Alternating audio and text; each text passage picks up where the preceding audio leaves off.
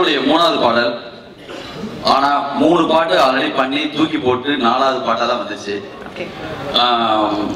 உண்மையை சொல்லணும்னா பாட்டுக்கெல்லாம் போயிட்டோம்.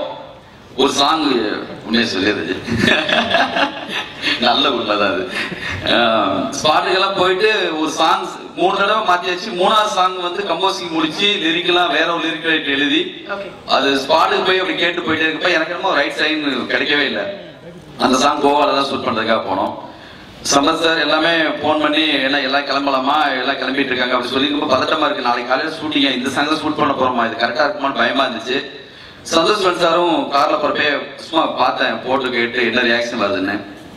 அவரு நல்லா இருக்கிற மாதிரி இருக்குங்கிற மாதிரி ரியாக்ஷன் இருந்துச்சு. சரி எனக்கான இது மாத்தலான்னு தோணிச்சு. மொத்த யூனிட்டுமே கிளம்புறதுக்கான எல்லா இதுல இருக்காங்க சார்னு நான் சம்பத் சார் சொன்னேன். சரி எல்லாத்தையும் கிளம்பி வர சொல்லுங்க, சூர்யா சார் கிளம்பி இல்லாம கிளம்ப சொல்லுங்க, எல்லாரையும் கிளம்ப சொல்லுங்க சொல்லிட்டு நான் மட்டும் ஷூட்டிங் ஸ்பாட்ல இருந்து கிளம்பி சென்னைக்கு வந்தேன். யுவன்ஜிக்கு போன் பண்ணி நான் மறுபடியும் அந்த சாங் மாத்தணும், அது வந்து 3 பண்ணிட்டமே இன்னும் திருப்தி இல்லை, அது கரெக்டா இல்லையான்னு சொல்லி கேட்டாரு. இல்லஜி அந்த சாங் வந்து அந்த இடத்துல 3வது சாங்கா வருது, எனக்கு என்னமோ அந்த இடத்துக்கு அது கரெக்டா படுற மாதிரி தெரியல சொல்லிட்டு இம்மிடியேட்டா விவேகாவுக்கு போன் பண்ணி இங்க பிருந்தா சார் இப்ப கிளம்பமா இருந்தாரு, அவரையும் டைலாக் ரைட்டர் அவரை வந்து வர வச்சு ஒரு 3 மணிக்கு வந்து உட்கார்ந்தோம். சூர்யா சார் கேட்டாரு, இவ்வளவு நம்பிக்கையா எல்லாரையும் மொத்தமாக உட்கார வச்சு போறீங்களே, வந்து எந்த நம்பிக்கையா போறீங்கன்னு சொல்லி கேட்டாங்க. இல்ல சார் இப்படிதான் பல மேஜிக் நடந்திருக்கு, கண்டிப்பா வாங்கிடலாம் நம்பிக்கை இருக்குன்னு சொல்லி வந்தோடனே நான் ரொம்ப பதட்டமா இருப்பேன், என்ன எப்படியாவது சின்னதா ஷூட்டிங்ல அங்கெல்லாம் வெயிட் பண்றாங்கன்னு சொல்லி எப்பயும் இல்லாம சிவன்ஜி வந்து முன்னாடியே வந்துட்டாரு. ஜி ஒன்னும் பதட்டம் இல்லை ஜி, டென்ஷன் ஆகாதீங்க, வந்துடும் சொன்னாரு. நான் அப்படி சொல்றதுக்காக வந்தாரு. நான் ரொம்ப கூலா ஜாலியா, ஏன்னா எப்போ ஓவர் டென்ஷனா இருக்கோ அப்ப ரொம்ப நிதானம் ஆயிடணும்னு நான் நினைப்பேன். அப்படியே உட்காந்து அவங்க அப்பாவுடைய பெருமையெல்லாம் நிறைய சொல்லி, அப்பா வந்து இந்த நிமிஷத்துல ஒரு 5 சாங் பண்ணிருந்த விஷயம் எல்லாம் கேள்விப்பட்டிருக்கேன் நானு.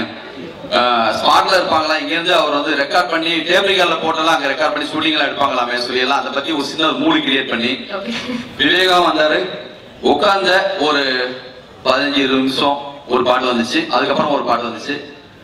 பிக்ஸ் ஆகிற டயத்துல மறுபடியும் எனக்கு பயம் வந்துச்சு, 4வது தடவை பண்றோம், இது கரெக்டா வரணுமேன்னு.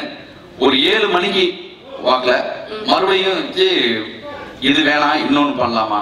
என்ன குழப்பம்னா, ஒரு ஹீரோ வச்சு படம் பண்ணும்போது ஒரு மாசான படத்தை ஆடியன்ஸ் எதிர்பார்த்து வரும்போது அந்த இடத்துல என்ன ஸ்டைல் ஆஃப் சாங் பண்றது, ஏன்னா ஒரு கமர்ஷியல் படத்துக்கு ஒரு சாங் ரொம்ப முக்கியம். அது சங்கர் சார் வந்து ரொம்ப அழகா வந்து எப்பயுமே கரெக்டா வைப்பாங்க.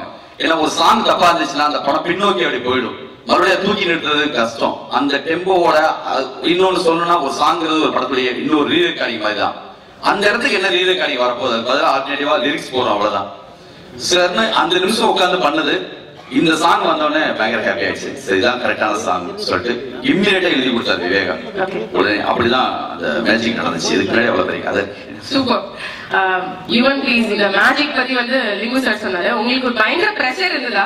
இல்ல சின்ன டைட்டிலுக்குள்ள புதுசா ஒரு சாங் கம்போஸ் பண்ணணும், எப்படி பண்ணீங்க, எப்படி ஹேண்டில் பண்ணீங்க? இல்ல பிரஷர் இல்ல, ஏன்னா அது பிரஷர் இல்லைன்னா நம்ம பெஸ்ட்டா டெலிவர் பண்ணோம், அது ஒண்ணுதான். அதுவும் அந்த குறைய டைம்ல லைக் ஷார்ட் டைம்ல பண்ணணும். But I think God bless me தான் சொல்லுவேன். பட் அந்த சாங் வந்து என்னை பொறுத்த வரைக்கும் ஒரு ஜான்ரா இருக்கும் ஒரு சாங்லையும். ஸோ ஃபர்ஸ்ட் டைம் நான் வந்து ராக் மெட்டல் மாதிரி ட்ரை பண்ணது. I think it work out really well. அந்த பிளேஸ்மெண்ட்க்கு அது கரெக்டான ஒரு மெலடியா இருக்கும். சூப்பர். அண்ட் விவேகா சார், நீங்களும் வந்து ரொம்ப குறுகிய காலகட்டத்துல வந்து இந்த சாங்குக்காக லிரிக்ஸ் என்டையரா எழுதி கொடுத்துருக்கீங்க. லிரிக்ஸ் எழுதும் பொழுது என்ன ஞாபகத்துல இருந்தது? சூர்யா சார் உங்களோட வரிகளை பாடணும் அப்படின்னு அது வந்து விஷயம்ல ஓடிச்சா, இல்ல லிங்கு சார் அந்த சிச்சுவேஷனா, எப்படி அதை ஹேண்டில் பண்ணீங்க? எல்லாமே மனசுக்குள்ளார ஓடிச்சு. சிங்கம் 1 சிங்கம் 2க்கு பிறகு சூர்யா சாருக்கு நான் எழுதுற படம் இது. இது என்னன்னா யுவன் சார் கேட்டாரு, எப்போ உங்களுக்கு டியூன் வந்து சாங் கொடுத்தா பரவாயில்ல நேற்று அப்படின்னாரு. அந்த அளவுக்கு ரொம்ப அவசரமா அந்த பாடல் முடிக்க வேண்டியதா இருந்தது.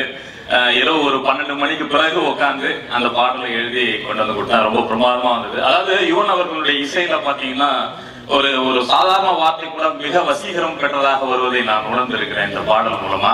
ரொம்ப மகிழ்ச்சியா இருக்கு. அதே போல லிங்குசாமி சார் கூட ஒர்க் பண்றதுன்னா ரொம்ப அற்புதமான விஷயம் ஒரு கவிஞனுக்கு. ஏன்னா அவரை உதவி இயக்குனராக இருந்த வரைக்கும் இன்றைக்கு பல பேருக்கு உதவி கொண்டிருக்கிற இயக்குனராக வரைக்கும் நான் பார்த்து கொண்டிருக்கிறேன். ரொம்ப நேர்த்தியான ஒரு அற்புதமான கலைஞன். அவரோடு பணியாற்றியது ரொம்ப ஒரு மகிழ்ச்சியான அனுபவமா இருந்தது. இந்த கஞ்சாடை செய்தாலே பாடல் வந்து நிச்சயமா எனக்கு ஒரு மிகப்பெரிய பெயரை பெற்று தருகிற ஒரு பாடலாக இருக்கும். ரொம்ப நன்றி.